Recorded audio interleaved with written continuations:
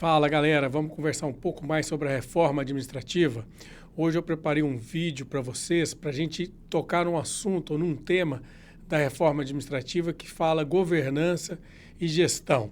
E eu quero mostrar para vocês que a verdade não é bem essa que tem sido colocado pelo deputado Pedro Paulo e por outras pessoas que são favoráveis a essa reforma administrativa. A reforma administrativa ela está sendo usada como uma espécie de narrativa para tentar dizer que o serviço público é muito ineficiente e que, por meio dessa reforma administrativa, o serviço público vai melhorar. Gente, mas isso são apenas narrativas para tentar enganar a mídia e enganar grande parte da sociedade. E eu preparei esse vídeo justamente para explicar para vocês a questão sobre aquele eixo de governança e gestão, que é uma falácia do que está sendo proposto na reforma administrativa.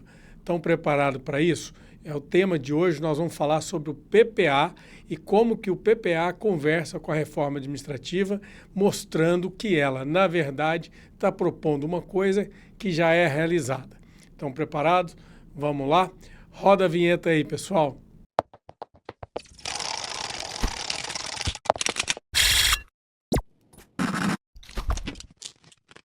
Galera, então vamos lá falar o que a reforma administrativa está propondo do ponto de vista do planejamento. E para isso, primeiro eu vou mudar a minha tela aqui para conversar com vocês do que está sendo proposto então. Então vocês me veem aqui no cantinho à direita e olha só o que está sendo previsto então na reforma administrativa.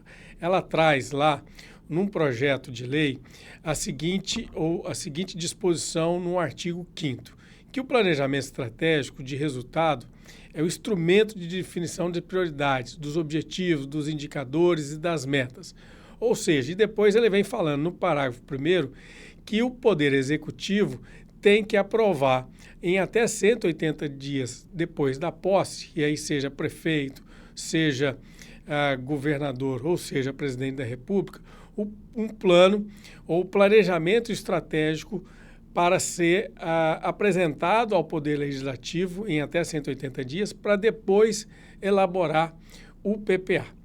Galera, e aí eu vou mudar de novo aqui a minha tela para conversar mais de perto com vocês. Qual que é o problema disso? O problema disso é o seguinte: primeiro é que ele está colocando que primeiro ele coloca que aparentemente não existe planejamento estratégico na administração pública. O que ele está totalmente equivocado e eu vou mostrar para vocês daqui a pouco. O segundo ponto, e que é um ponto problemático, é o seguinte: é você permitir com que o executivo trabalhe sozinho, fazendo qual é o planejamento estratégico para os próximos anos daquele governo. E isso não pode ser feito quando a gente pensa no modelo de regime democrático que a gente está no Brasil. O planejamento estratégico da administração pública ele tem que ser discutido pelo Executivo junto com o Legislativo. O Executivo não pode propor sozinho quais são as prioridades daquele governo.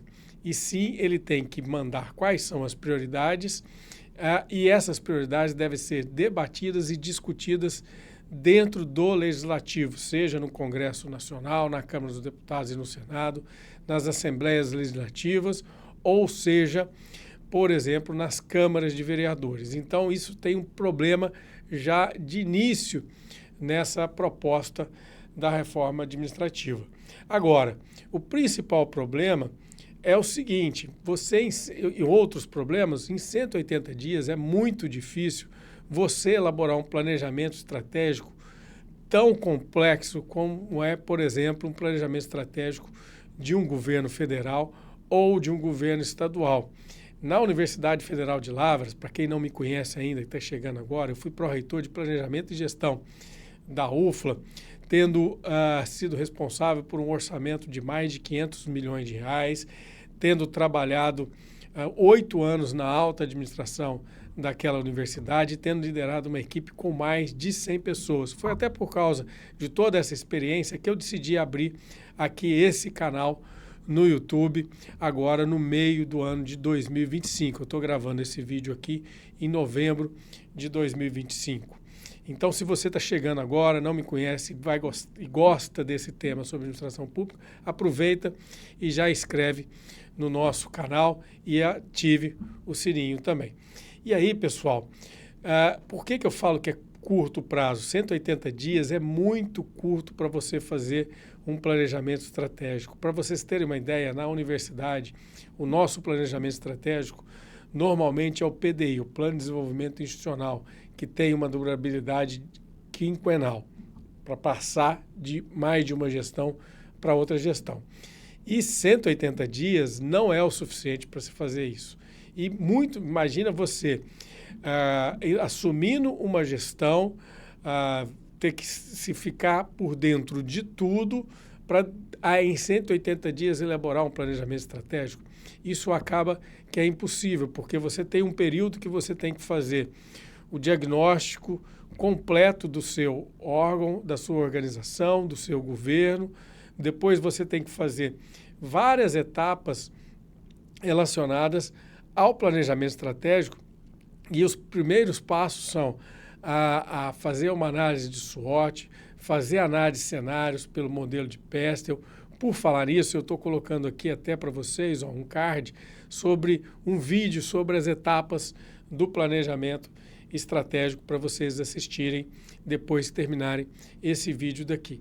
E depois de fazer todo esse diagnóstico de cenário, você tem que depois trabalhar quais vão ser os objetivos estratégicos, seus indicadores e metas, ou seja, em 180 dias não se faz um planejamento estratégico adequado. E eu falo isso com uma grande experiência. Por isso mesmo que eu até tenho um curso online sobre planejamento estratégico na administração pública. Esse curso está aqui. Se vocês tiverem interesse em aprender sobre isso ou forem elaborar um planejamento estratégico, recomendo muito que façam esse curso para que você entenda muito bem o que eu estou falando aqui, da impossibilidade de se fazer isso em 180 dias. Está aqui o card sobre o curso e a descrição de como você ter mais informações sobre esse curso também está na descrição desse vídeo aqui. Então, o primeiro ponto é o seguinte: 180 dias não é o suficiente e, aparentemente, parece que o deputado Pedro Paulo e o grupo de trabalho que organizou as propostas legislativas de reforma administrativa não tem experiência com esse tema ou estão querendo propor uma coisa que é inexequível e a gente não sabe o porquê. Muitas vezes até talvez falam-se fazer planejamento estratégico, que os planejamentos depois ficam engavetados e as coisas não acontecem. Então, um planejamento estratégico bem feito não pode ser feito em 180 dias quando a gente fala em administração pública, pela complexidade do tema e as diversas áreas que abrange, como educação, saúde, segurança pública, administração direta e tudo mais. Bom, agora vamos voltar aqui para a nossa tela para falar de alguns pontos para vocês que eu quero mostrar, que é o seguinte, pessoal. Deixa eu voltar aqui. Olha só o problema, um dos problemas que a gente tem. E eu quero mostrar para vocês justamente isso daqui. Aqui eu vou mostrar para vocês como que o planejamento, lembra que eu tratei disso no início? A administração pública, seja ela no âmbito federal, estadual, municipal, ela já está trabalhando planejamento estratégico há muito tempo. Na verdade, não diria há muito tempo, mas essa questão da administração pública burocrática, ela já deixou de existir no Brasil há alguns anos, eu diria talvez na década de 90, depois da Constituição de 88, e a gente já tem trabalhado o planejamento estratégico de uma forma dentro do que é permitido, dentro do que está posto no arcabouço legal hoje vigente no Brasil. E os governos têm feito, eles têm trabalhado o planejamento estratégico dentro do plano plurianual. E o que eu quero mostrar para vocês aqui são alguns exemplos, tanto no âmbito federal, na esfera federal, estadual e municipal, de como que isso já está acontecendo. Então, o primeiro ponto aqui, eu vou pegar para vocês o plano plurianual do governo federal, que vai de 2024 a 2027. Deixa eu voltar aqui a minha tela para mostrar para vocês um ponto importante. Se você não sabe, o governo federal tem a Constituição, no seu artigo 165, se não me falha a memória, ela define que o governo federal tem que trabalhar o planejamento orçamentário com 3 peças. A primeira peça é o plano plurianual, onde vão ser definidos programas, ações e os recursos para serem aplicados nesse plano plurianual.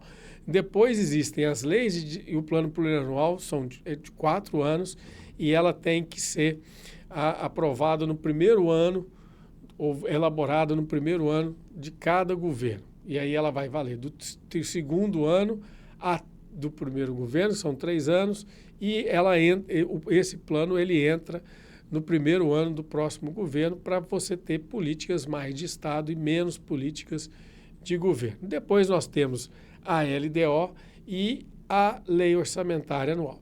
Bom, então o PPA ele deve ser feito a cada 4 anos no primeiro ano do mandato. Se você quiser saber mais sobre isso, que é o que a gente chama de ciclo orçamentário, eu também tenho um curso na área de orçamento, de gestão orçamentária, que um dos módulos, uma das aulas, é sobre esse ciclo orçamentário, que traz conceitos básicos do que é PPA, LDO e LOA. Eu também vou deixar na descrição do vídeo aqui sobre esse curso para vocês, tá bom? Mas vamos voltar aqui então para a nossa tela, que nós estamos falando do PPA. Então, o que eu mencionei para vocês, o PPA, ele já é a peça de planejamento estratégico que está vigente hoje no país. E eu vou mostrar para vocês aqui por que isso acontece. Olha só para vocês terem uma ideia. Aqui nós temos alguns exemplos de indicadores tratados pelo governo federal.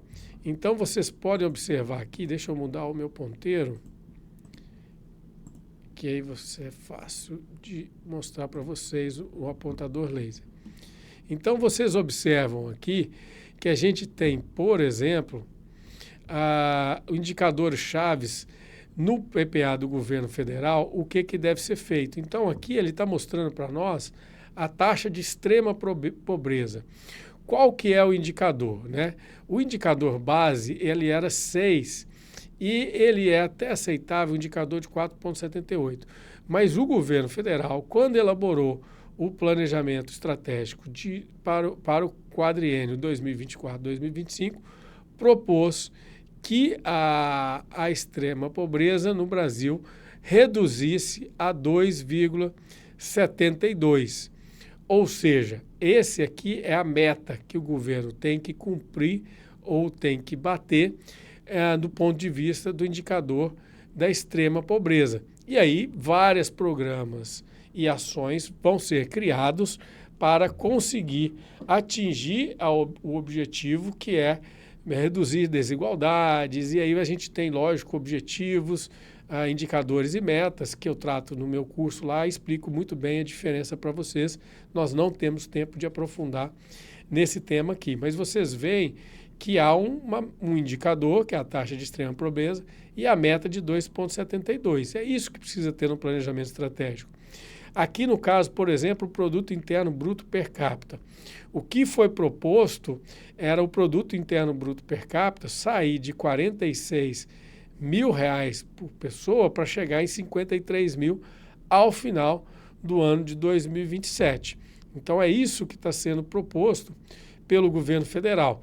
E aqui eu pego para vocês mais 2 indicadores que o governo federal está propondo, como, por exemplo, taxa de desemprego média anual sair de 9,25 e chegar em 6,63 em 2027. Me parece que esse ano, esse indicador, o governo já cumpriu essa meta no ano de 2025. O valor está mais baixo disso. E aí, pegando aqui outros indicadores na área da educação, aonde, por exemplo, o IDEB, aqui a gente traz o IDEB dos anos iniciais e o IDEB dos anos finais. Devendo o IDEB dos anos iniciais chegar em 6,4 e o IDEB dos anos finais sair de 5,1 para 5,7.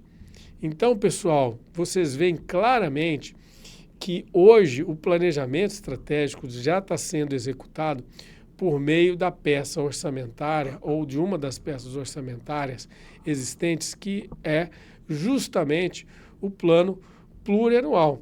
E eu vou mostrar para vocês exemplos aqui que isso não acontece somente no âmbito federal, não. Vamos pegar aqui agora, por exemplo, aqui eu tenho o governo do Estado de São Paulo.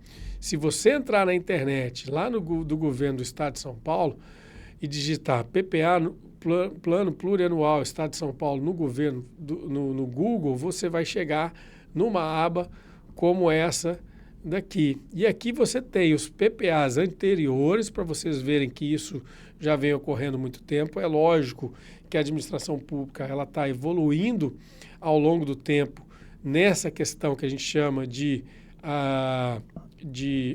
planejamento orçamentário e planejamento estratégico. Aqui em São Paulo, eles utilizam a metodologia de orçamento por resultado, que foi proposto nesse PPA do governo Tarcísio de Freitas. E aí, os PPAs do governo federal e dos estados, eles são coincidentes. Eles vão pegar de 2024 a 2027 e depois nós vamos ter de 2028 a 2031. Vamos ver aqui alguns indicadores do estado de São Paulo para vocês verem o que eu estou falando aqui. Então aqui eu peguei, fiz um print e estou mostrando para vocês 4 objetivos estratégicos lá do estado de São Paulo que está no PPA. Então, ou seja, é o objetivo do estado de São Paulo uma educação pública com efetividade, qualidade e acesso ampliados para geração de oportunidade e redução das desigualdades. Isso daqui, gente, é o que a gente chama de objetivo estratégico. Educação pública com efetividade, qualidade e acesso ampliado. Depois, esse objetivo estratégico ele tem que ser desmembrado em vários objetivos menores, muitas vezes o que a gente chama na metodologia de OKR, Objective and Key Results, e aí esse aqui seria o objetivo estratégico maior, e depois a gente teria os Key Results, isso é uma outra tema que eu trato dentro do meu curso, mas vocês veem que ele é genérico e você vai desmembrar isso depois em objetivos mais palpáveis e depois desmembrar isso em indicadores e metas para serem alcançados, e eu vou mostrar exemplos do governo de São Paulo daqui a pouco para vocês. E aí a gente tem aqui, por exemplo, outro objetivo de São Paulo, saúde pública com mais acesso, qualidade, resolutividade, tecnologia, ou seja, já coloca o termo tecnologia para enfrentamento das principais causas de problemas de saúde, falando aqui, por exemplo, já em prevenção, e depois vem um objetivo na área de segurança pública, fortalecida e integrada, e vocês veem que esse objetivo estratégico, a ideia dele é ser generalizado mesmo, depois que ele vai ser desmembrado nas diferentes objetivos menores por determinados órgãos e depois suas ações e seus indicadores e metas. E por último aqui um exemplo só de menor vulnerabilidade social.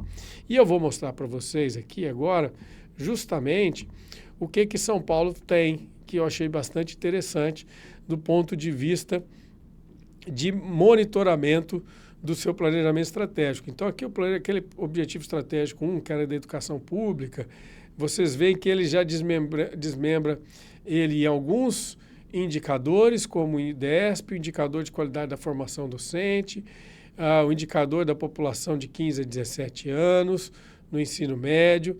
E aqui você pega o indicador da qualidade de formação docente. O que ele traz para nós aqui, o que ele assumiu como qualidade docente? Aqueles docentes que trabalham no ensino fundamental e que têm formação superior adequada à área de conhecimento que lecionam, o que é lógico e faz todo o sentido. E a gente vê que o Estado de São Paulo está com esse indicador em 70%. O que faltou para mim nesse painel deles, e aí é uma crítica construtiva, foi colocar qual é a meta lá para 2027. A gente tem que fazer, nesse caso aqui, e em outro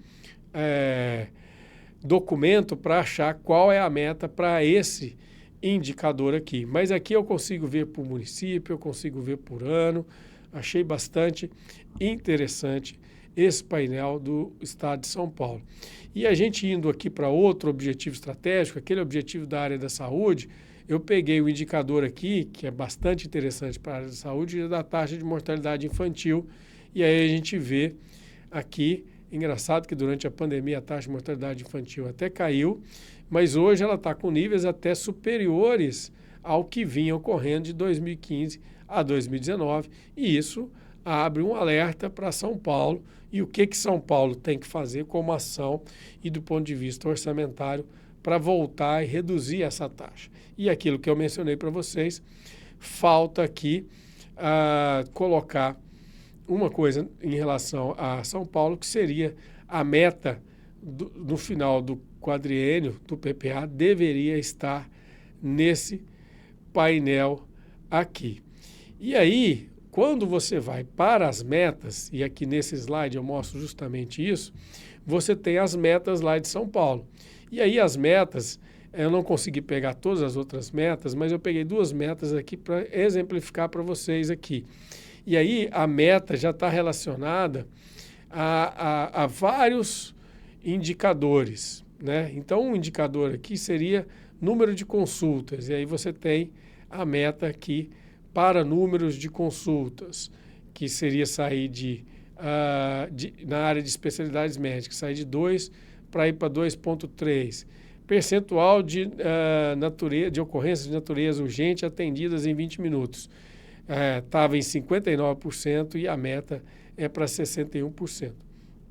Então, eles têm alguns indicadores e metas aqui que são, que eu diria que são, talvez até num nível de detalhamento muito grande e talvez nem necessário para o PPA do governo do Estado de São Paulo. Esse nível de detalhamento, eu diria que ele tem que ficar lá na Secretaria de Saúde de São Paulo e não no PPA do governo. Vocês estão compreendendo? É por isso que é importante ter um conhecimento muito grande de planejamento estratégico, porque se você detalha demais determinado instrumento, isso vai prejudicar o monitoramento e muito mais. Esse instrumento ele pode acabar se tornando um instrumento de prateleira, ou de gaveta, e ninguém ficar olhando o que foi planejado. E aí, se você não ficar olhando o que foi planejado, aí acaba a efetividade, a eficiência e a eficácia na administração dos recursos públicos. Por isso, gente, que planejamento estratégico é tão importante e por isso que eu defendo muito o planejamento estratégico dentro da administração pública. Mas a gente não precisa de reforma administrativa para tratar desse tema. Agora, um outro ponto, olha só para vocês terem uma ideia, um ponto muito interessante.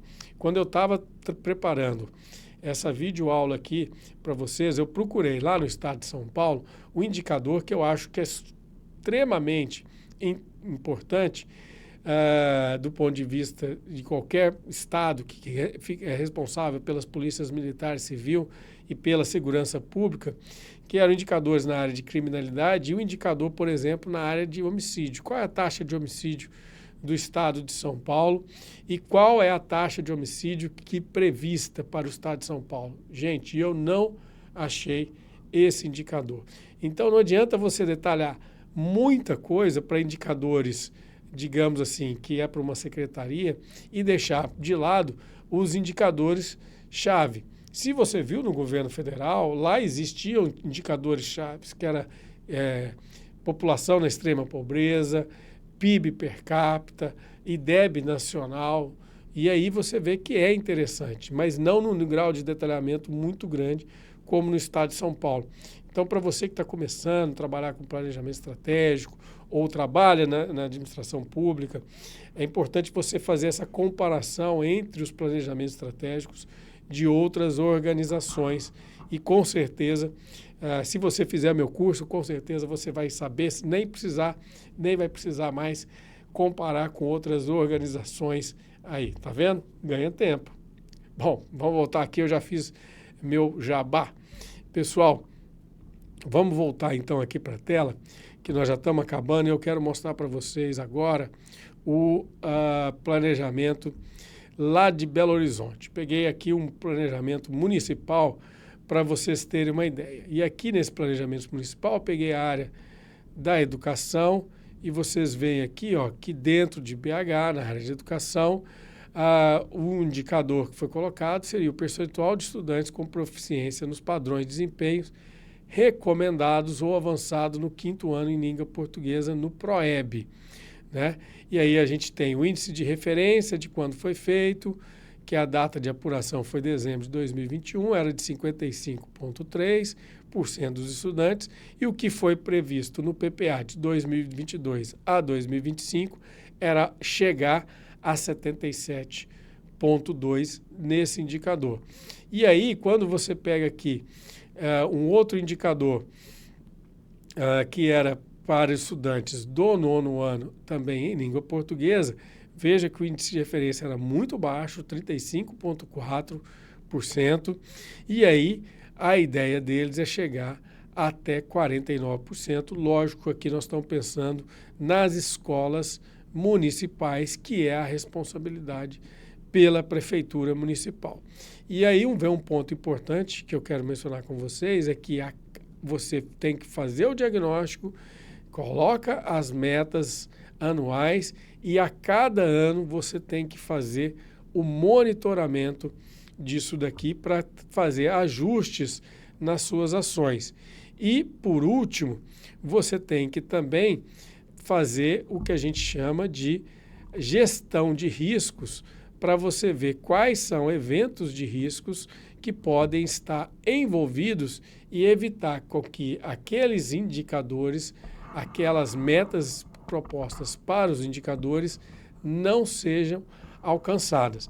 E aí eu coloco para vocês aqui no final um vídeo do nosso canal também sobre gestão de riscos, que é muito importante vocês entenderem sobre gestão de riscos. Então, gente, planejamento estratégico tem diferentes etapas para acontecerem, já estão acontecendo e não é necessário reforma administrativa para se falar de planejamento estratégico.